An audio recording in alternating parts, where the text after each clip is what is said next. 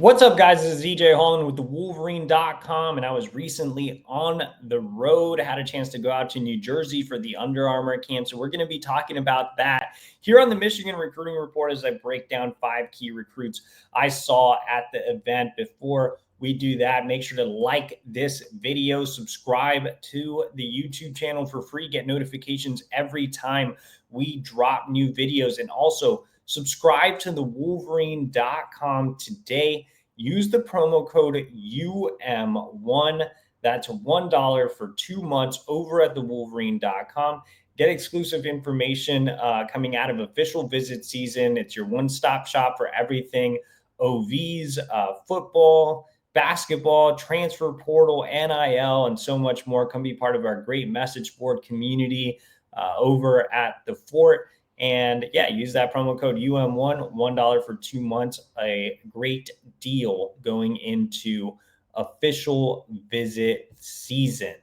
All right, guys, let's go ahead and break down 5 key recruits I saw at the Under Armour camp in New Jersey last weekend. And let's go ahead and start off with the quarterbacks. Man, I had a chance to see 2 elite 2027 quarterback recruits, including Peter Bourque, top 100 prospect out of New England, ranked as the number 98 overall prospect in the country. Peter Bourque was extremely impressive. He's arguably my favorite quarterback prospect for next cycle. Chip Lindsey actually stopped by his school and saw him last week, and he is a top priority for Lindsey early on. Now, what makes Bourque a really special prospect, in my opinion, or a 5-star level prospect, is the arm strength,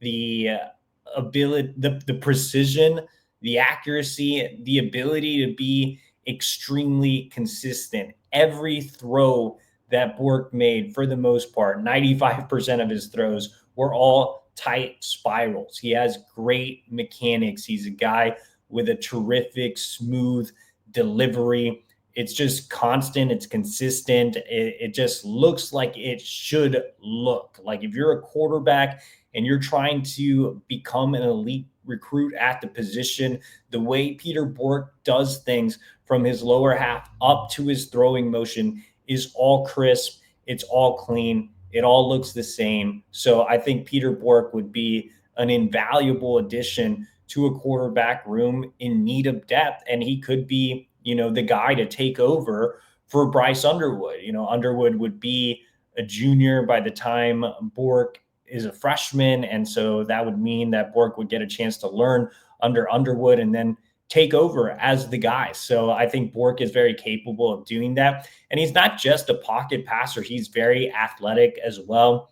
Not a true dual threat guy, but he is athletic in and around the pocket. He can make plays with his legs if needed. He had a really strong performance at the Under Armour camp. So, in terms of his recruitment, I think Michigan is right up there with Penn State. He is set to come back for a visit on June 16th. So again, Michigan, a strong contender early on in the race for Peter Bourque. All right, let's go ahead and head over to our next prospect, and that is also going to be a quarterback. And we're going to go ahead and talk about another New Englander, and that is Keegan Croucher, on 300 prospect out of Connecticut.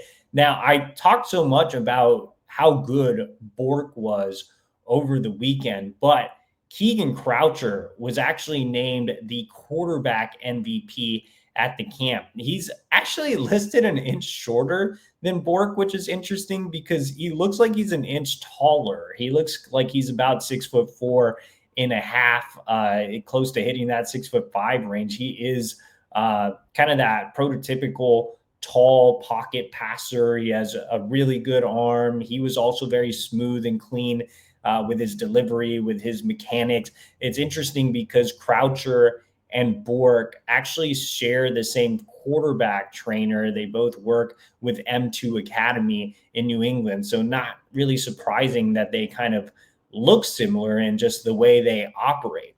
I think Croucher has a little bit more upside than Bourque, where Bourque is a little bit more of a finished product. Like if you were asking me who can come in and play right away, it's Bourque. If you were to ask me who has the higher ceiling, it's Croucher. I think Croucher is a guy that still has some things he can work on, but the ceiling is super, super exciting.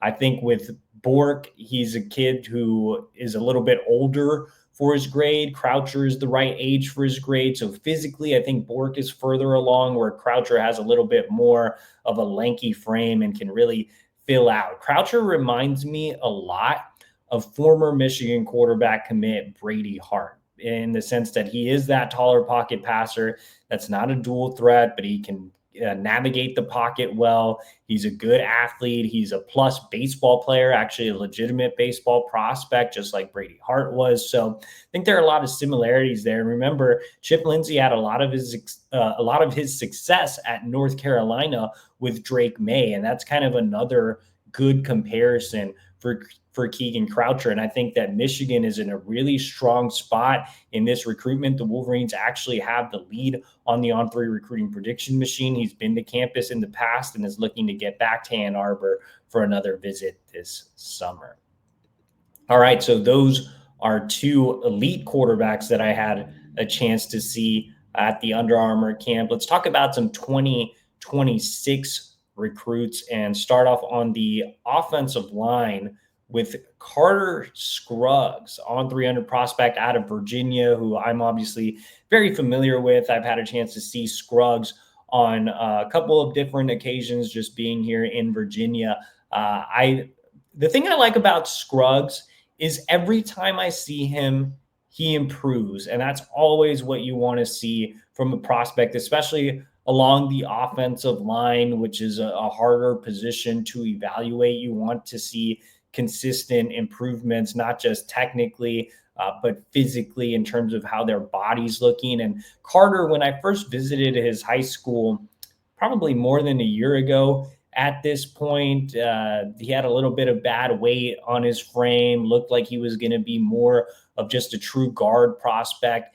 And the more Carter has developed his frame, the more he's lost some of that baby fat, he's built it up with muscle, the more it looks like he can play tackle. Now, I really think he is a flex guy that can start on the inside and work his way out, but he has really good feet. Like I said, he's leaned out. He's added some good strength. He's gotten better every time I've seen him.